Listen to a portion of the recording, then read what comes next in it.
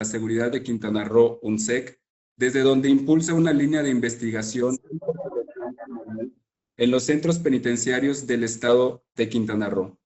Forma parte del Consejo de Directores de la Red de Internacionalización Educativa Policial RINEP, plataforma que articula la cooperación académica y técnica entre sistemas de formación policial a nivel internacional.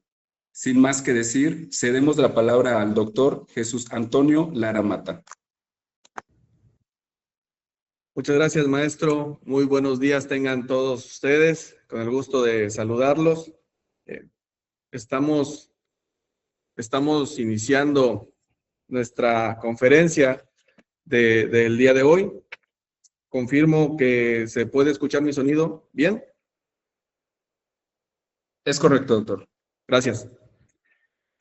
La conferencia de perfilación criminal, de entrada, es conveniente que abordemos las definiciones que pueden ser distintas. Algunos autores la denominan perfilación criminal, otros autores lo denominan perfil criminológico. Algunas son derivaciones del concepto que viene del idioma inglés. En este caso, yo particularmente, desde un ámbito personal, creo que más allá del nombre es la acción, es la actividad que tenemos que estar puliendo y que tenemos que estar perfeccionando, pues para llegar al objetivo de lo que se trata la propia perfilación. Entendiendo la perfilación criminal como una técnica de investigación, primeramente. Es una técnica de investigación que consiste en inferir aspectos psicosociales. Aspectos psicosociales son amplios. Podemos determinar dentro de los aspectos psicosociales que se definen, pues la personalidad, el comportamiento, la motivación que tienen las personas para cometer delitos y, por supuesto, aspectos familiares, aspectos sociales, aspectos educativos, aspectos demográficos. O sea, elaborar un perfil criminal implica de entrada un estudio muy profundo de un hecho. No podemos solamente elaborar un perfil criminal desde un aspecto psicológico, no podemos elaborar perfiles criminales solamente desde un aspecto social, no podemos elaborar perfiles criminales solamente desde un aspecto demográfico, por ejemplo. De entrada creo que tiene un gran valor que entendamos todos que para poder elaborar un perfil criminal completo, tiene que ser de forma holística, ¿verdad? Para que abordarlo de esta forma holística, pues nos permita realmente llegar al entendimiento de la conducta. Posteriormente a este análisis, a este conocimiento que se hace, pues elaborar un análisis psicológico y un análisis criminalístico y forense de los crímenes. ¿Para qué? ¿Cuál es el objetivo de la perfilación criminal? Pues principalmente identificar el tipo de personalidad para orientar investigaciones o capturas. Pero no solamente se trata la perfilación criminal de investigaciones o capturas. ¿Cuáles son otras aplicaciones de la técnica? Bueno, otras aplicaciones de la técnica pueden, obviamente, nace primero para la investigación de crímenes violentos y seriales, pero también lo podemos aplicar para la identificación de autor o de los autores, eliminar sospechosos. También lo podemos utilizar para mejorar las técnicas investigativas con base en la identificación del tipo. También podemos provocar a agresores a través de los medios de comunicación con la información de perfil que tenemos previa. Podemos también preparar interrogatorios, justificar la solicitud de otras pruebas, vincular crímenes y a lo que a mi parecer, a nivel particular, me parece que es de gran relevancia y tal vez la más importante, es prevenir delitos.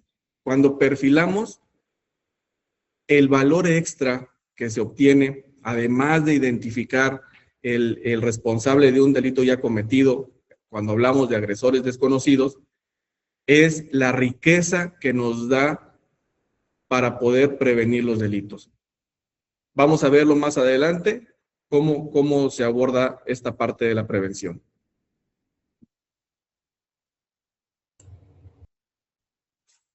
Cuando hablamos de perfilación criminal, encontramos diversas corrientes, diversas teorías. Vamos a abordar en nuestra plática de hoy algunas. Vamos a hablar un poco sobre la técnica de CIA, por sus siglas en inglés, que es la que elaboró el FBI. Vamos a hablar de la técnica de BEA, por sus siglas en inglés, que el origen es de Turbi. Vamos a hablar de psicología investigativa y vamos a hablar de hipótesis de la consistencia. Son diferentes corrientes que abordan la perfilación criminal, pero vamos a encontrar en esta plática de hoy cómo, a pesar de que son corrientes distintas, incluso de distintos países, hay un momento de convergencia, y ese momento de convergencia es el que tenemos que aprovechar, pues, para que tenga mayor utilidad esta técnica. De entrada, precisamente las limitaciones del tiempo que tenemos, vamos a abordar en nuestra plática 3 tipos de perfiles criminales. Vamos a hablar de perfiles de agresores conocidos, de perfiles de agresores desconocidos y del perfil geográfico. ¿Puede haber autores que manejen más? Sí, pero el día de hoy, por cuestiones de tiempo, vamos a platicar sobre estos 3.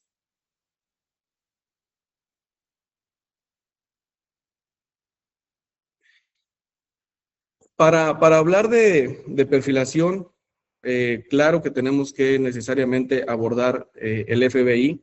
La técnica de perfilación criminal nace en el FBI, nace con Robert Ressler. Robert Ressler, investigador del FBI, quien a partir de determinar las características de posibles actores de hechos, su estado mental en el momento de describir la amenaza e inferir su motivación para encontrar a los posibles implicados y de esta manera salvar vidas. Entonces, Robert Ressler inicia la investigación de perfiles criminales en el FBI en la década de los 70s. No lo inicia solo, no es un investigador solitario. Robert Ressler participó con distintos investigadores, como fue John Douglas y Roy Hazelwood. ¿Cómo lo hacen? ¿Cómo nace esta actividad para ellos? Bueno, de entrada, analizan los comportamientos de asesinos y violadores seriales. Esta técnica, de entrada, pues sí nace dirigida exclusivamente a la investigación de homicidas y violadores seriales.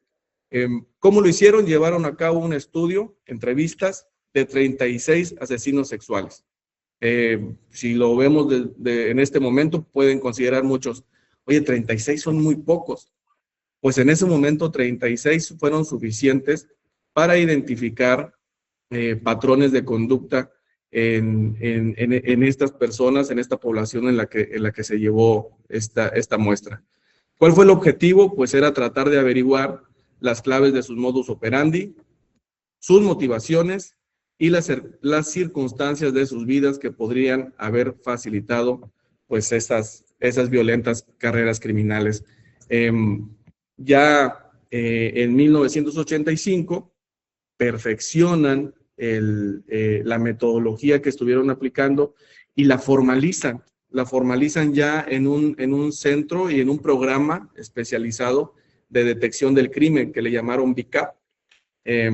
Robert Ressler encabeza esta iniciativa del programa de detección del crimen violento, y ahí básicamente lo que se trata es coordinar la información recogida por todos los cuerpos de seguridad de Estados Unidos. Entonces pasa de ser un ejercicio muy limitado, un ejercicio de 36 personas, a llevarlo a una forma bastante amplia, con información de los cuerpos de seguridad de Estados Unidos, para analizar en un primer momento perfiles psicológicos de los criminales que estaban por delitos violentos y por delitos seriales, según fuera el caso.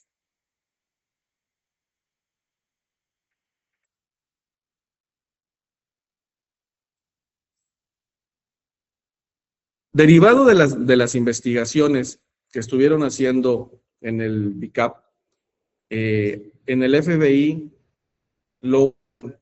determinar los dos primeros perfiles o las dos primeras clasificaciones, denominémoslo así, de delincuentes.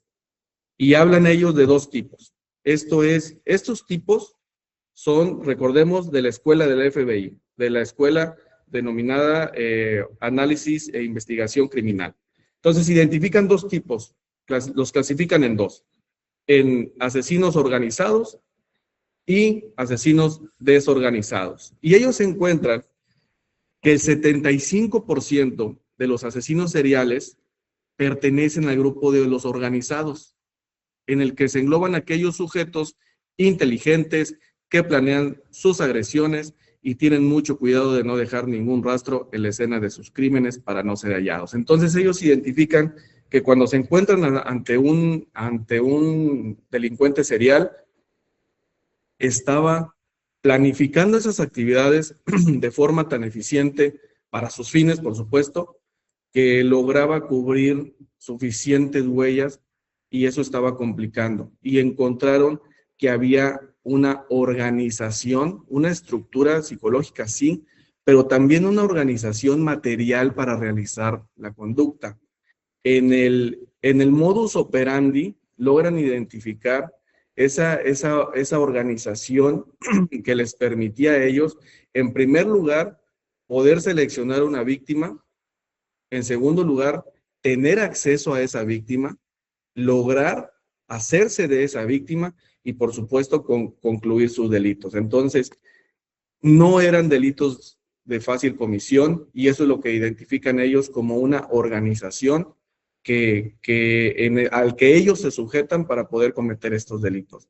Por otro lado, encuentran a ellos los delincuentes desorganizados, entre los que se cuentan los agresores que no planean sus ataques, sino que actúan de manera impulsiva, eligiendo sus víctimas al azar y descuidando las pistas que dejan en la escena del crimen. Entonces tenemos a los organizados y a los desorganizados.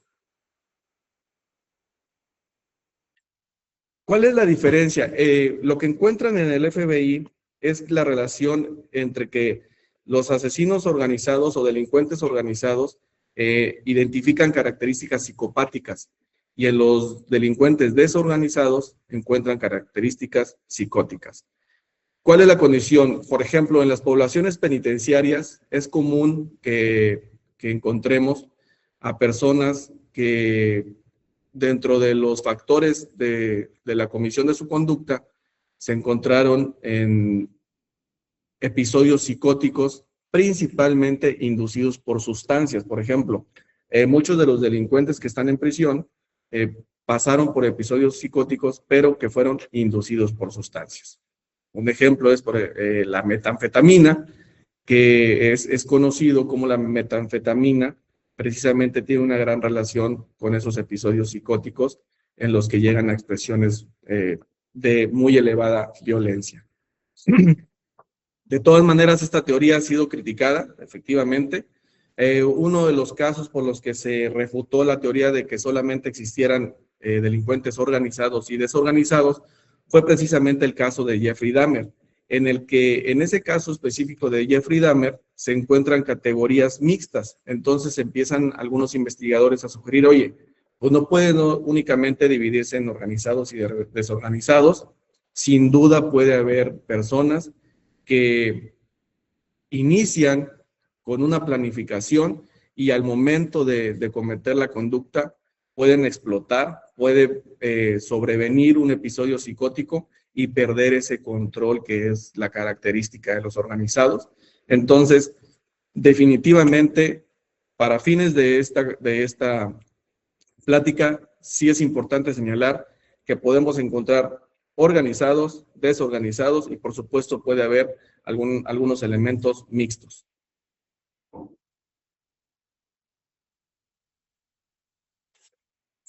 Además de la corriente de perfilación criminal del FBI, encontramos también exponentes como Vicente Garrido Génovez. Para Para él, el perfil criminológico puede definirse como una estimación acerca de las características biográficas y el estilo de vida del responsable de una serie de crímenes graves y que aún no se han identificado. Aquí si ponemos atención, seguimos encontrando que en un primer momento los autores que inician a abordar la perfilación criminal seguían encasillando la técnica exclusivamente para delitos violentos o delitos graves. Entonces, en la actualidad, y además es una opinión de su servidor, la perfilación criminal puede ser utilizada también para la investigación y el estudio de todo tipo de conductas antisociales, de todo tipo de delitos, no solamente para delitos violentos o delitos sexuales.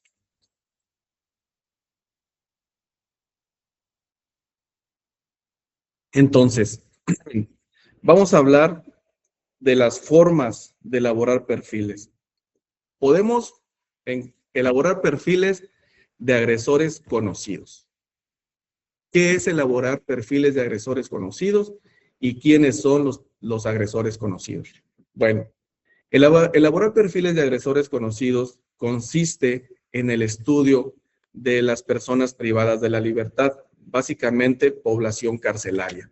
Cuando hablamos de perfilación de agresores conocidos, estamos hablando de acercarnos a la población carcelaria y hacer estudios de esa población para obtener información y que esa información nos permita, pues, primeramente, identificar patrones que tienen entre los tipos de delitos, identificar, por supuesto, sus orígenes, su forma de vida, su lugar de nacimiento, pero también su nivel de estudio, su desarrollo educativo, pero también el desarrollo de salud que hayan manifestado, que hayan presentado durante su vida, el entorno social en el que vivieron, el desarrollo familiar. Entonces, toda esa información que tenemos de las personas que ya están sentenciadas, ahí sí la recomendación también de su servidor, es que cuando hagamos perfiles de agresores conocidos, no lo hagamos de forma general, sino que en un primer momento se estudien personas privadas de la libertad, sí, población carcelaria, pero que esté sentenciada, que esa sentencia ya sea ejecutoriada, o sea, que sea una sentencia firme. ¿Para qué? Pues para darle un amplio o un más amplio nivel de certeza a ese estudio. Entonces, se trata de estudiar personas privadas de la libertad, población carcelaria, pero, ojo, que sea sentenciada. ¿Solamente lo vamos a dirigir a crímenes violentos o a crímenes sexuales? No.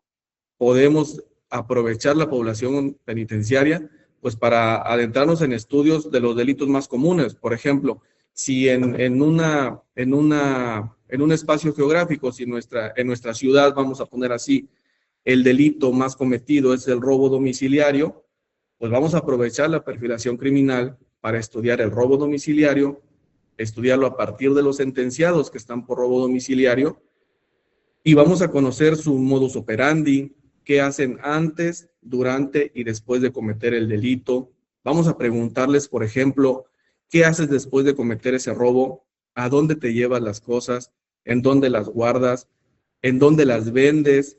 ¿A quién se las vende?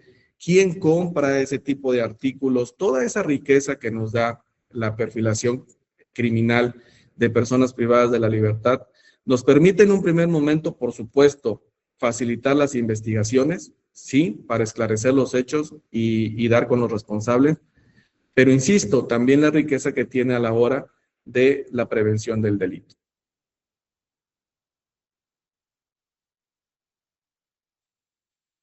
¿Cómo se hace la perfilación de agresores conocidos? Bueno, en este caso, los investigadores se hacen estudios, como lo mencionamos, de población penitenciaria.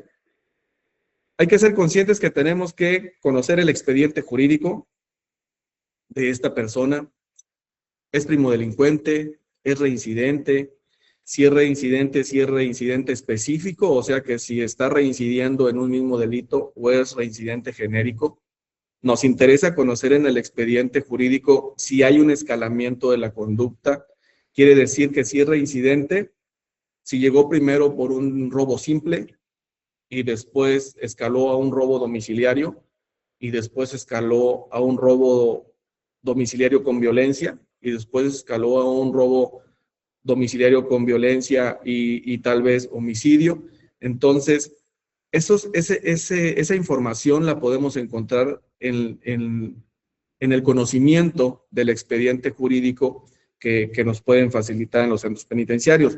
Por supuesto, también tenemos que estudiar el expediente técnico. El expediente técnico es esa información que tienen las áreas de los centros penitenciarios, como es el área de psicología, por supuesto, cuáles son los resultados de los estudios psicológicos, cuáles fueron las baterías de pruebas que le aplicaron, si se complementaron esos estudios con estudios médicos, cuáles son los resultados de esos estudios médicos, cuáles fueron qué enfermedades padeció, qué enfermedades ha padecido, qué enfermedades padece actualmente, porque podemos encontrar en estudios más adelante de correlación, por ejemplo, a personas con enfermedades crónico-degenerativas y tratar de identificar si hay correlación con algunos delitos, o enfermedades de transmisión sexual o enfermedades de otro tipo. De igual forma, identificar si en el estudio médico se complementó con un estudio psiquiátrico, si la persona tiene un trastorno antisocial o un trastorno de personalidad perfectamente ya identificado por el psiquiatra, si está diagnosticado con un trastorno de personalidad. Si el trastorno de personalidad es un trastorno antisocial de personalidad, pues nos da todavía más información. Entonces, toda esa información la encontramos en el expediente técnico, en el centro penitenciario. En el área educativa, cómo fue su vida escolar, su vida académica, si fue continua, si fue estable, si fue un alumno regular, si tuvo deserción académica. Yo, por ejemplo, en mi experiencia les puedo platicar cómo encontré en alrededor de más de 2,000 entrevistas que realicé en el sistema penitenciario, encontraba esa relación entre en los delincuentes habituales, hablando de una clasificación criminológica, en el delincuente habitual, específicamente en robos, pero en esa habitualidad, y era frecuente que yo me encontrara con deserciones escolares. Y cualquiera que esté relacionado en temas de seguridad, vamos a decir, pues sí, ya sabemos que la deserción escolar es un factor relacionado con la criminalidad. Pero en este caso yo me encontré que había deserción escolar específica, no era deserción escolar genérica. Era específica porque la deserción escolar se daba en tercero de primaria, en quinto de primaria y en segundo de secundaria, no en otros grados. Específicamente tercero de primaria, quinto de primaria y segundo de secundaria. Ojo, eso fue un factor que encontré yo en la población que estudié yo. No quiere decir que lo podamos generalizar a todas las poblaciones, por ejemplo, de Latinoamérica, ¿no? Entonces los delincuentes habituales de Latinoamérica tienen deserción escolar en esos grados. No, al menos en la población que encontré, ese fue el hallazgo. ¿A qué nos lleva ese hallazgo? Pues necesariamente nos lleva entonces a investigar qué está sucediendo en las escuelas, en tercero de primaria, en quinto de primaria y en segundo de secundaria. Tal vez si hacemos el mismo estudio en El Salvador o en Chile, vamos a encontrar la misma deserción escolar, pero tal vez en distintos grados. Tal vez tiene una relación con el modelo educativo. Tal vez tiene más bien relación con el desarrollo psicosocial del niño y del adolescente. Pero esos tal vez se resuelven pues profundizando más en esos estudios. Encontraba también cómo efectivamente personas que incluso con un diagnóstico de trastorno antisocial de personalidad diagnosticado por un psiquiatra, después de los 30 años tenían un decaimiento, digámoslo así, en la conducta antisocial. Posteriormente, tuve la oportunidad de leer a la doctora Fregui Ostrowski, una investigadora de la UNAM, aquí en México, y ella profundiza más en el estudio de la personalidad delictiva Y efectivamente tiene también ese hallazgo de que incluso personas privadas de la libertad con un trastorno antisocial de la personalidad diagnosticado pueden presentar decaimientos de la conducta delictiva después de los 30 años, después de los 34 años. O sea, biológicamente encontramos decaimientos, pero eso ¿cómo lo logramos identificar? Pues estudiándolos. Logré encontrar también relaciones de altas sentencias, sentencias muy elevadas que se acumulaban a 200 años, 250 años, personas que tenían 50 años por un delito, 50 años por otro de homicidio, 50 total, que lograban acumular, no sé, 200 años, 300 años de sentencias. Y me llamaba particularmente la atención que algunos presentaban, por ejemplo, VIH. Con más tiempo se pudo haber llegado a profundizar y encontrar si primero fue su enfermedad o fue posterior a su conducta antisocial o fue derivado de la conducta antisocial o cuáles son las relaciones. Digo, pudiera ahorita extenderme mucho en este tema. Mi mayor experiencia precisamente es en la perfilación de agresores conocidos, porque a eso es a lo que me dediqué varios años en mi trabajo en el sistema penitenciario, pero es una forma de exponerles toda la riqueza que se puede encontrar y pues la misma utilidad.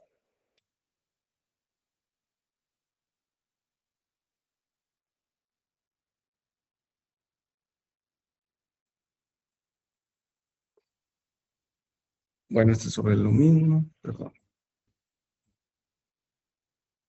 Ahora, la otra forma de elaborar perfiles es la perfilación de agresores desconocidos. Esto es cuando no sabemos quién cometió el delito, cuando desconocemos quién es el responsable. Recordemos que si estamos hablando desde un aspecto estrictamente legal, estrictamente jurídico, el fin de la justicia penal es esclarecer los hechos, que el culpable no quede impune y que a la víctima se le repare el daño. Entonces, el esclarecimiento de los hechos y la disminución de la impunidad, pues depende mucho de que identifiquemos a los responsables de los delitos. Entonces, la perfilación de agresores desconocidos precisamente nos facilita esa metodología para identificar a esas personas que todavía no los tenemos identificados. Para elaborar perfiles de agresores desconocidos, de igual forma se fortalecen mucho en las investigaciones del FBI mediante su modelo de CIA.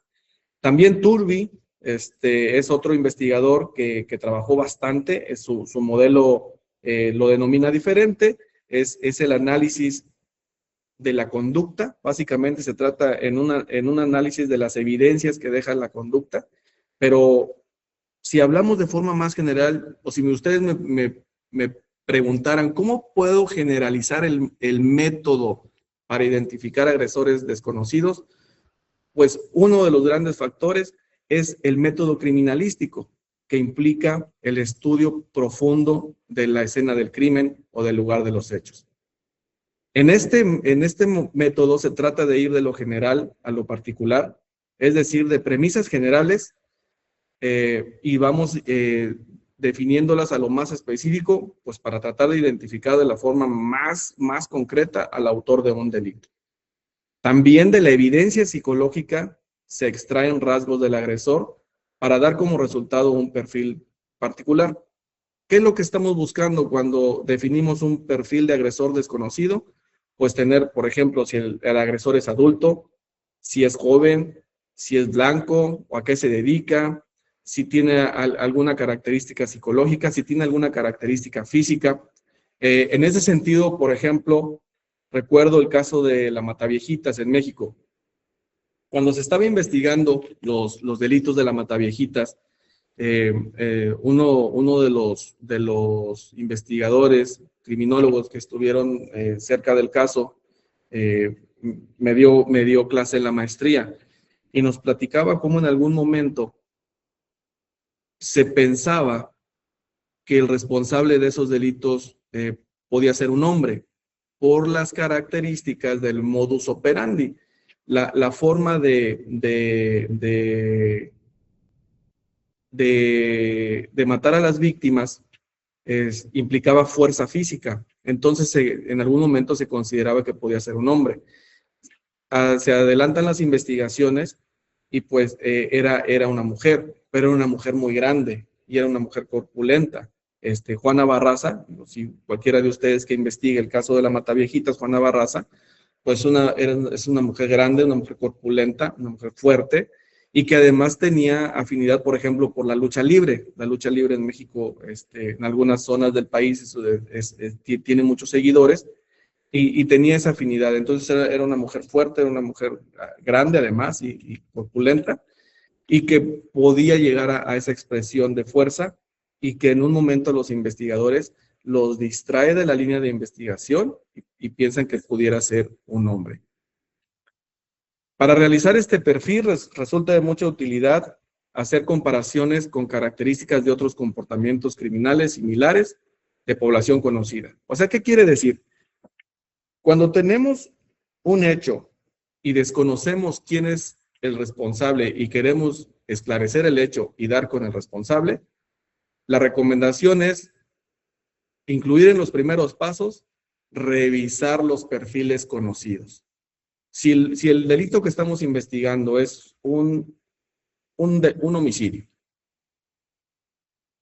entonces tenemos que voltear a ver qué es lo que nos arroja la información de los perfiles de agresores conocidos en cuanto a esas características para determinar cuáles pueden ser las posibles líneas de investigación. O sea que nos regresa otra vez a la metodología de agresores conocidos, nos enriquecemos con esa información y continuamos con la investigación de agresores desconocidos.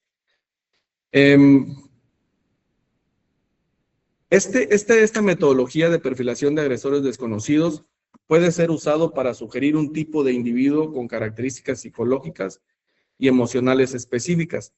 Describe solo las características evidentes en la conducta criminal a la mano, así como las circunstancias de tal conducta. ¿Qué podemos encontrar en la escena del crimen? Pues sabemos que podemos encontrar indicios.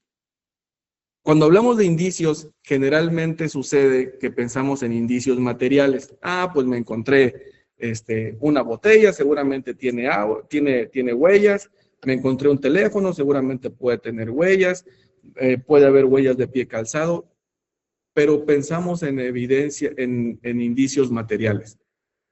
Hay un punto muy importante que es el que precisamente aborda la metodología de perfilación, que es pensar en las evidencias o en los indicios de conducta que se dejan en el lugar de los hechos, que se dejan en la escena del crimen. El modus operandi, además de los indicios materiales, nos puede dejar esos indicios de conducta. Entonces eso nos va a enriquecer al momento de perfilar a los desconocidos, porque no solamente vamos a saber que es una persona que ingresó rompiendo una puerta, sino la forma de la organización de la misma escena del crimen, el modus operandi, nos permite identificar también esos rasgos de conducta. Los encargados de hacer perfiles deductivos, que son los de perfiles desconocidos, recopilan información en la escena del crimen para analizarla y poder revelar qué tipo de persona lo cometió. Los casos reales de crímenes no se resuelven por pequeñas pistas, sino por el análisis de todas las pistas y patrones del crimen. Entonces, de entrada, la recomendación para la perfilación de agresores desconocidos es abrirnos, dejar de pensar solamente en la escena del crimen como un área física específica, sino que también debemos considerarla como un área de expresión psicológica. No quedarnos únicamente en un conocimiento de la escena del crimen, sino que para poder hacer perfilación de agresores desconocidos tenemos que hacer un análisis de la escena del crimen. Es muy distinto, porque es muy distinto el conocimiento. Tengo conocimiento del lugar de los hechos, tengo conocimiento de la escena del crimen, porque llego y como nos marcan, ¿verdad?, todos los manuales. Preservo el lugar de los hechos. Fijo el lugar de los hechos, embalo los indicios encontrados, los etiqueto, los embalo y lo remito con su respectiva cadena de custodia. Eso es un mecanismo, esa es una mecanización para intervenir el lugar de los hechos, para intervenir la escena del crimen. Para identificar al agresor de ese hecho, se requiere más que intervención, se requiere análisis de la escena del crimen, que es lo que generalmente queda pendiente y complica, pues precisamente, la identificación del agresor desconocido.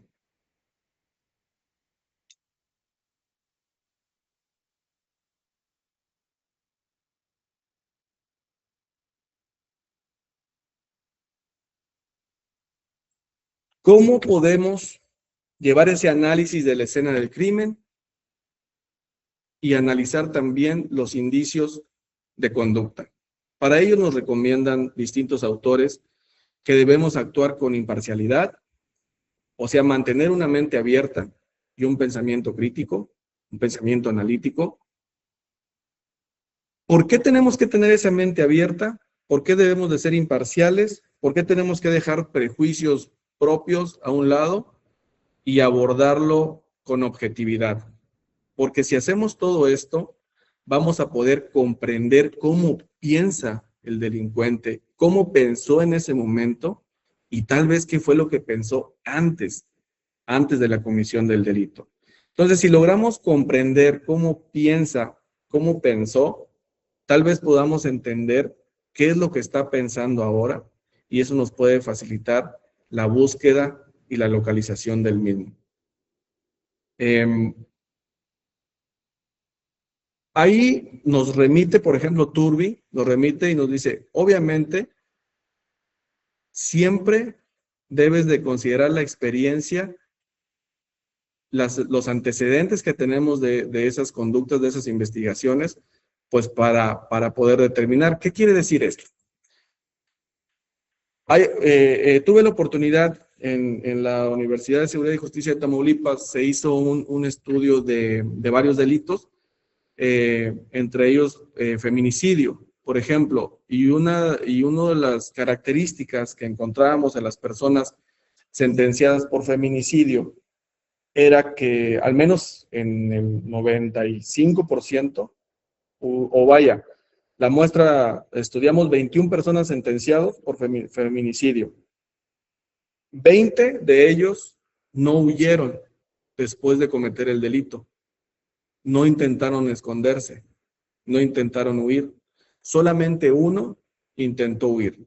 Entonces, ese tipo de información nos permite también, cuando tenemos agresores desconocidos, poder acercarnos a la resolución. Si me preguntan ustedes, ¿los agresores de esos feminicidios eran personas conocidas o desconocidas de la víctima? Eran personas conocidas de la víctima. Todos, al menos esa muestra que estudiamos, todos tenían una relación con la víctima. Entonces, todos los feminicidios se cometieron en lugares íntimos. ¿Qué quiere decir? O ya sea en la vivienda de la víctima o en una vivienda, que aunque no fuera de la víctima. Pero si ustedes me preguntan, ¿y en qué lugar de la vivienda? ¿Fue en la cocina? ¿Fue en la sala? No, la mayor parte de esos feminicidios se cometió en la alcoba. Entonces, ese delito, al menos ese específicamente que estudiamos, insisto, no podemos generalizar que todos sean iguales, pero por lo menos ese delito de feminicidio que estuvimos estudiando, había esa relación y nos hablaba de un delito de la intimidad, de un delito que se estaba cometiendo en la intimidad, porque era en la habitación de la víctima. Y los agresores habían tenido una relación o tenían una relación con la víctima. Por ejemplo, el único agresor que huyó era porque tenía una relación con la víctima de parentesco, sí, pero era sobrino de la víctima. El resto de los que no huyeron habían tenido una relación amorosa con la víctima. Es distinto. En este caso, por ejemplo, el agresor que huyó, cuando se le preguntó las motivaciones, se le preguntó los antecedentes con la víctima, mencionó que de niño había sufrido violaciones por parte de su tía. Entonces, eso cambiaba el patrón del resto de los otros 20 que estábamos estudiando. Entonces, esos son tipos de información que nos podemos encontrar a la hora de hacer estos estudios. ¿Qué encontramos a la hora de estudiar la escena del crimen? Pues por supuesto, pueden ser varias, ninguna escena es igual, pero debemos de identificar precisamente cuando tenemos más de un lugar de los hechos, cuando tenemos 2 o más lugares de los hechos, ¿cuál es el lugar principal? Porque ese lugar principal, vamos a suponer que tenemos 3 lugares. Un lugar donde abordó a la víctima, un lugar donde pues prácticamente victimizó, valga la redundancia, a la víctima, y el lugar tal vez donde la abandonó. Vamos a poner un supuesto de un homicidio otra vez. Podemos tener 3 lugares.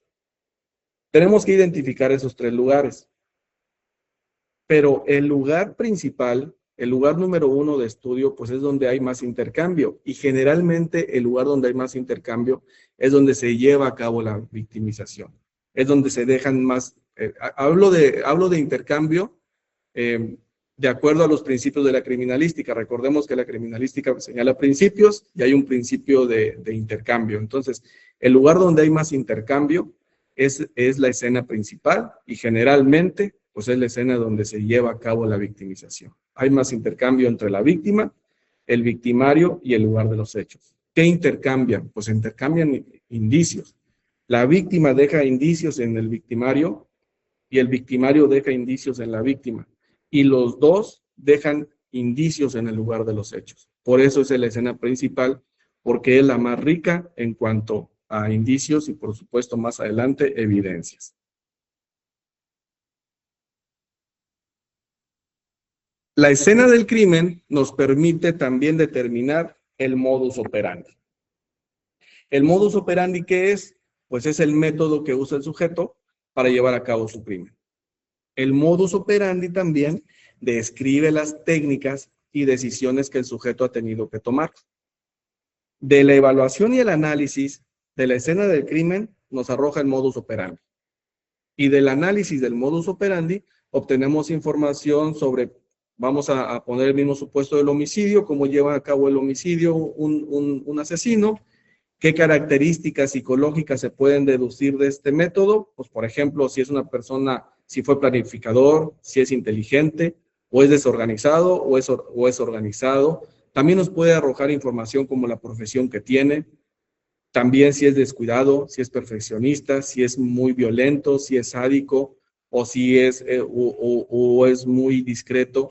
En el estudio de los homicidios, por ejemplo, recordemos que el análisis de las lesiones pues nos arroja muchísima información, pero ahorita vamos a abordarlo eso cuando estemos platicando sobre las víctimas.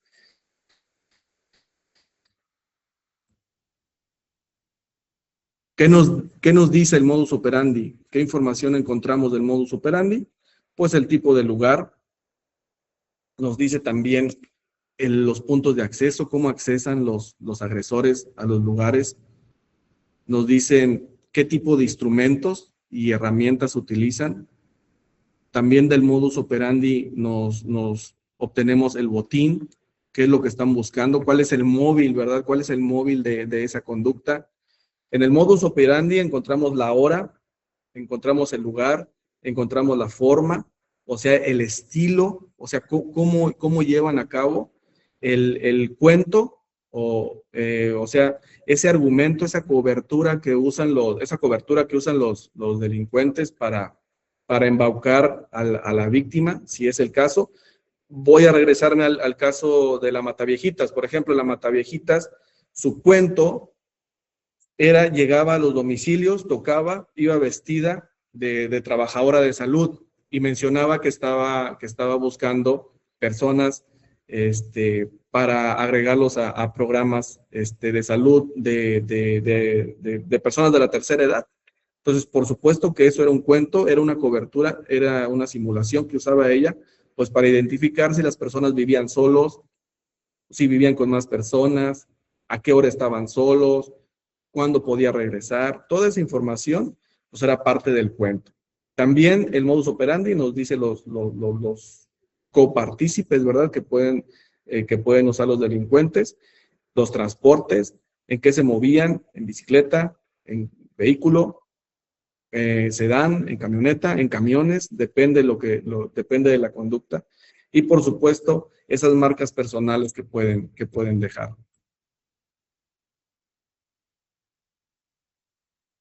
También de la escena del crimen nos permite identificar la firma. Cuando tenemos delincuentes seriales, vamos a encontrar una firma. En la habitualidad se encuentra una firma. ¿Qué es la firma? La firma nos habla de los motivos, pero no de los motivos solamente superficiales, sino la firma nos habla de los motivos más profundos que tienen las personas para cometer los delitos. Nos hablan distintos autores de que, por ejemplo, los agresores pueden modificar su modus operandi, pueden irlo perfeccionando, pero la firma difícilmente va a cambiar. La firma generalmente va a permanecer, porque la firma es esa expresión profunda y psicológica que nos está hablando también del origen de esa conducta. Entonces, la firma no cambia. El modus operandi puede cambiar, pero la firma generalmente es permanente. Recordemos que cuando hablamos de delitos seriales, vamos a encontrar una firma generalmente, y cuando la encontremos, difícilmente cambia. Entonces, son de las cuestiones que es importante identificar, y las firmas pueden ser de distintos tipos. Por eso me regreso a las recomendaciones anteriores, donde nos dicen, cuando vas a hacer el análisis de la escena de crimen, pues que tienes que tener la mente abierta, tienes que ser objetivo y no debes de sujetarte a prejuicios propios. ¿Por qué? Pues porque las firmas pueden ser de distinta índole, de distinta característica, de distinto material, y el lograr identificarlas, pues nos permite entender y encontrar esas evidencias de la conducta que nos puede llevar al responsable, identificar a ese agresor desconocido. El estudio de la victimología, y aquí es un tema importantísimo. La victimología es un tema esencial para la perfilación, y lamentablemente la victimología es un tema muy poco estudiado en cualquier ámbito de la investigación criminal. Pero si todos entendemos la relevancia que tiene el estudio de la victimología, pues de verdad que se pudieran reducir los tiempos de esclarecimiento. Yo creo que no exagero, tal vez un 50% o más. La víctima no solamente nos habla de la característica física. No quiere decir que, pues victimiza a hombres, victimiza a mujeres. La víctima nos habla de que, según la condición de la víctima, también está dejando esa huella y esa característica psicológica del agresor. Porque si la víctima es un maestro, o las víctimas son abogados, o las víctimas son amas de casa, las víctimas son trabajadoras sexuales, por ejemplo, como el último caso, ¿no? Aquí en México, que se encontró. Entonces, ese estudio de la víctima nos puede dar muchísima información.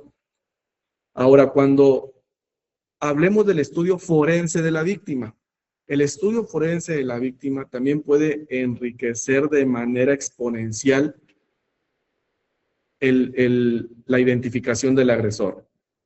Porque recordemos otra vez el principio de intercambio.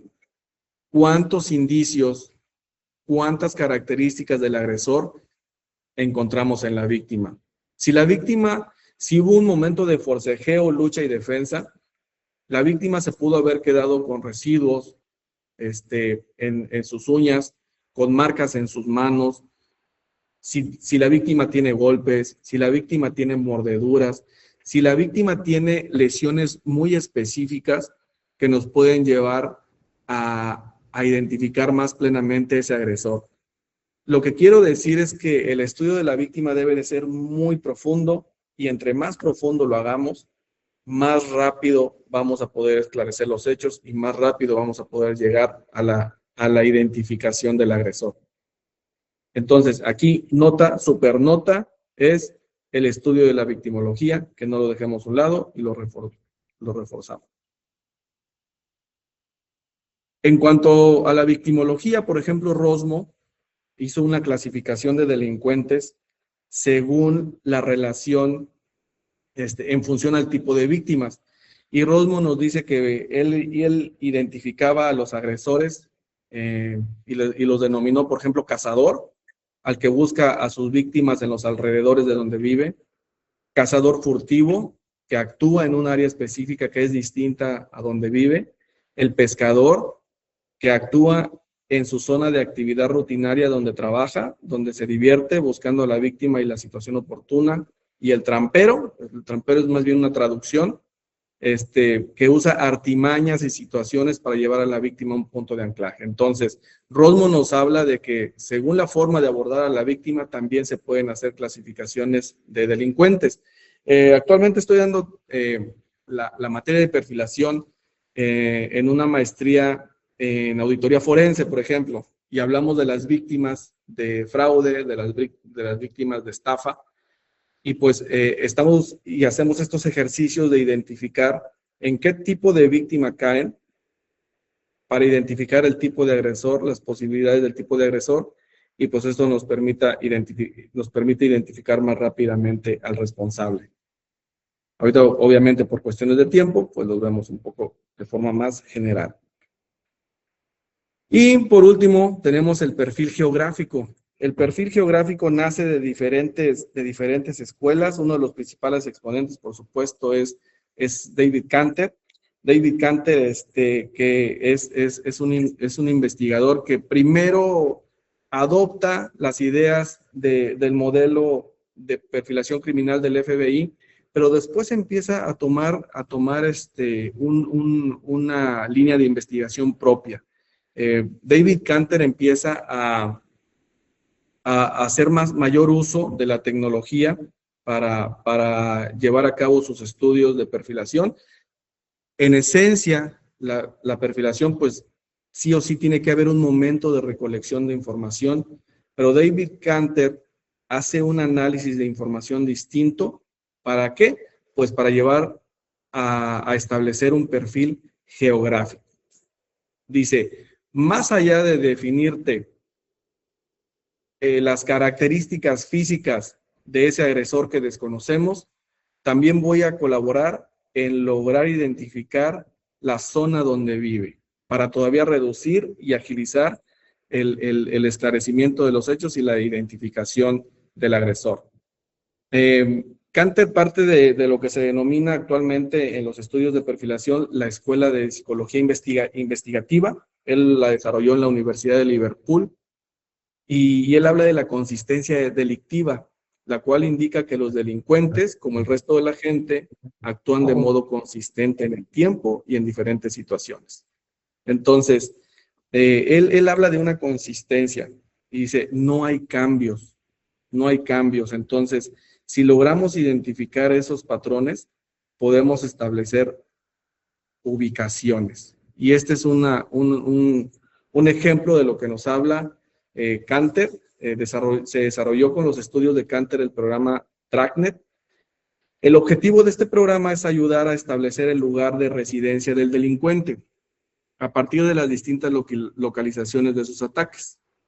Entonces, a partir de esto, él determinó dos tipos de perfiles, el merodeador y el viajero, el delincuente merodeador y el delincuente viajero. Entonces, Kanter nos dice que si identificamos geográficamente las áreas de ataque de un agresor, las áreas de comisión de delitos, donde suponemos que es el mismo, el que los está cometiendo, y ubicamos los dos puntos más distantes y a partir de esos dos puntos más distantes trazamos un círculo, nos dice, dentro de ese círculo reside nuestro agresor. Entonces nos delimita a un espacio geográfico en el que podemos encontrar a nuestro responsable.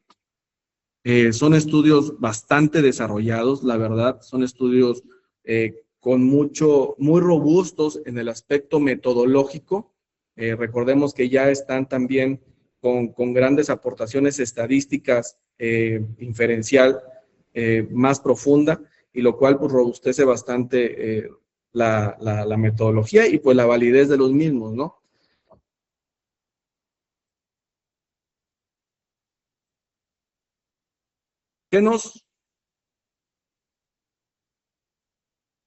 Este autor identifica características predecibles del criminal en relación a su conducta, como es la localización, por supuesto, que es el principal factor, la localización de la residencia del mismo.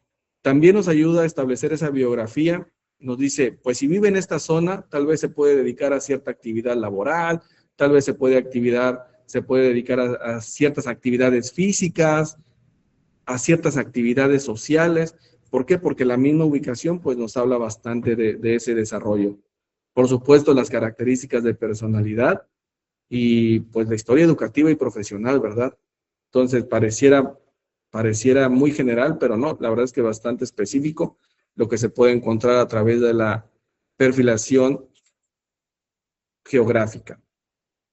Y pues bueno, para empezar a cerrar, cualidades que debe tener un perfilador. Pues debe tener habilidad de interpretar temas o historias.